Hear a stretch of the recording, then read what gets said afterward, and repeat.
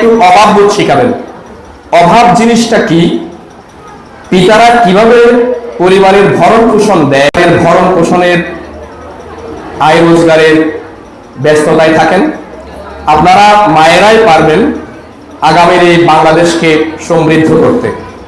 আমি একটি বিষয় অনুরোধ জানাবো, আপনার যে সন্তানটি আপনার সকল কর্ম পরিধি, আপনার সকল প্রচেষ্টা, আপনার সকল চিন্তা চেতনা শুধুমাত্র আপনার সন্তানকে মানুষ করার জন্য, আপনার ত্যাগ, আপনার আট পেটা খাওয়া, আপনার পুরাতন কাপড় পরা, সবগুলো আপনার সন্তানকে মানুষ করার জন্য।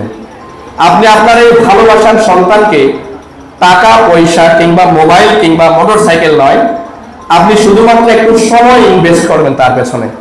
মা হিসেবে আপনি একটু সময় দেবেন, সে কি করছে, সে কার সাথে মিশছে, তার চলাফেরায় কোনো অন্যরকম কোনো ভাব প্রকাশ পাচ্ছে কিনা, এইটুকু একটু খেয়াল রাখবেন। এবং পাশাপাশি স্কুলের শিক্ষকদের সাথে একটু আপনার সম্পর্কটাকে বিল্ড আপ করবেন।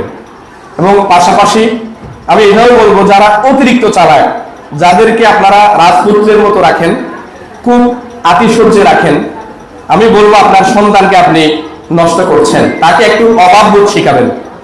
অভাব জিনিসটা কি, পিতারা কিভাবে পরিবারের ভরণ পোষণ দেয়, এইটুকু শুধু তার ভিতরে ঢুকিয়ে দেন এবং তার ভিতরে একটি ড্রিম সেট আপ করেন যে তোমার কাছ থেকে আমি ডাক্তার, ইঞ্জিনিয়ার কিংবা আমাদের যে স্যার বসে আছেন সম্মানিত অতিথি মহোদয়, সহকারী কমিশনার স্যার, ওনাদের মতো একটা ফোকাস করে দেন। শুধুমাত্র এই ফোকাসের পেছনে লেগে থাকলেই তার জীবন সফল সুন্দর হবে। আমি